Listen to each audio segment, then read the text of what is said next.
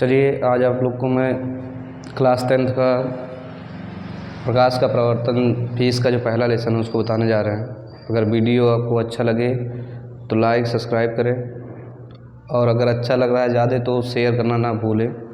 चलिए ज़्यादा टाइम ना लेते हुए हम वीडियो को स्टार्ट करते हैं। प्रकाश के प्रवर्तन में पहला टॉपिक आपका आता है प्रकाश। प्रकाश क्या है? तो कहेंगे क्या, प्रकाश एक प्रकार की ऊर्जा है जो हमारे दृष्टि ज्ञान को जागृत करता है और जिसके द्वारा कोई वस्तु हमें क्या होती हैं, दिखाई देती हैं।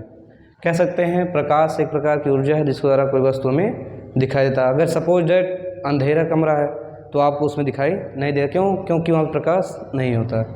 तो प्रकाश एक प्रकार की ऊर्जा है जो हमारे दृष्टि ज्ञान को जागृत करता है जिसके द्वारा वस्तुएं हमें दिखाई देती हैं। अब आता है प्रकाश के माध्यम कितने होते हैं। तो प्रकाश के मेन रूप से आपके 3 माध्यम हैं, ठीक। एक होता है पारदर्शी, दूसरा अपारदर्शी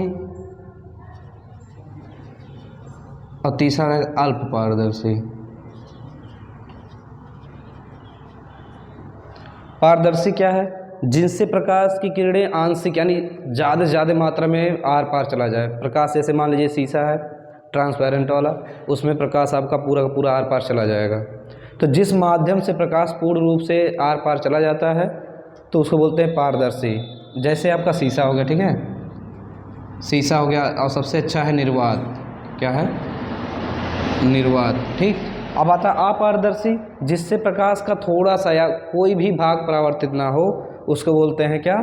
अपारदर्शी। जैसे आपका हो गया लकड़ी, ठीक है, ईंट हो गया, इन सब से अगर आप प्रकाश भेजोगे तो प्रकाश आर पार 1% भी नहीं जाएगा, ठीक। इसका था अल्पारदर्शी, जिनसे प्रकाश किरण कुछ मात्रा में आर पार चली जाती है। जैसे मान लीजिए तेल से भीगा हुआ कागज़ हो, कागज़ से आप अगर डालोगे प्रकाश तो थोड़ा बहुत चला जाएगा।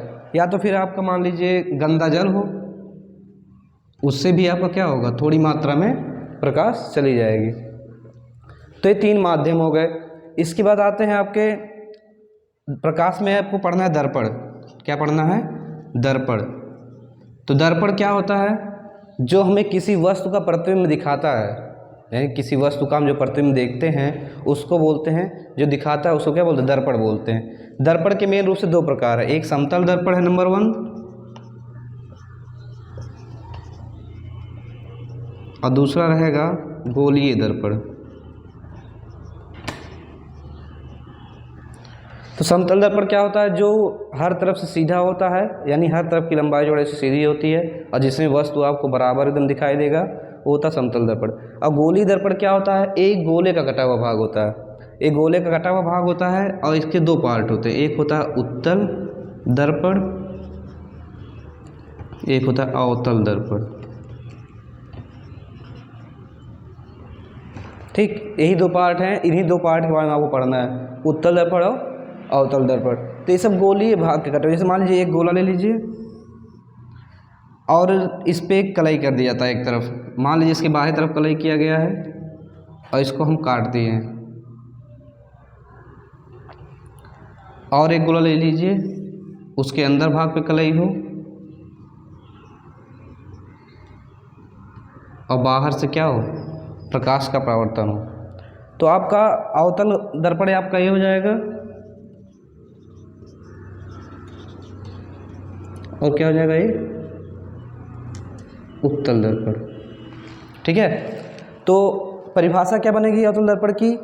अवतल में इसके अंदर वाला भाग, यानी कहने मतलब है कि वह दर्पण या वह गोलीय दर्पण जिसके दबे हुए भाग पर यानी अंदर वाले भाग से प्रकाश का परावर्तन होता है। परावर्तन मतलब क्या?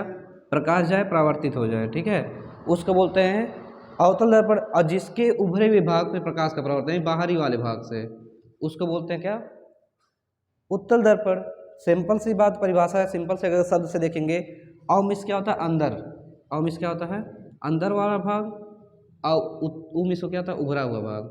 यानी जिसके उभरे हुए भाग से परावर्तन होगा वो उत्तल दर्पण, और जिसके अंदर वाले भाग से परावर्तन होगा वो आपका अवतल दर्पण होगा, ठीक है।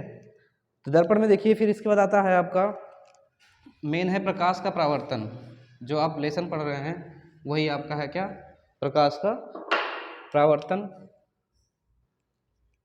तो कोई एक चिकना सतह लेते हैं, इस पे हम क्या डालते हैं, एक आपतित किरण। ये आपका हो गया क्या, आपतित किरण। और ये आपका हो गया परावर्तित किरण।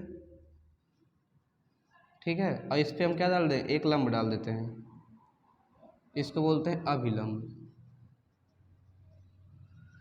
और ये जहाँ तीनों होते हैं उसको बोलते हैं क्या, आपतन बिंदु।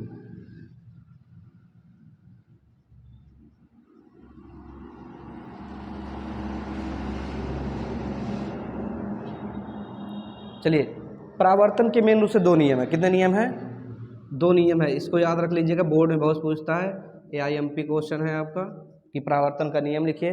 परावर्तन का दो नियम है। पहला नियम क्या, आपतित किरण, परावर्तित किरण, अभिलंब और आपतन बिंदु, तीनों एक तल में होते हैं। क्या कह रहा है, आपतित किरण,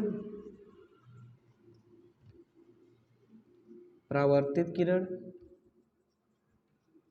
और कहेंगे और आपतन बिंदु पर खींचा गया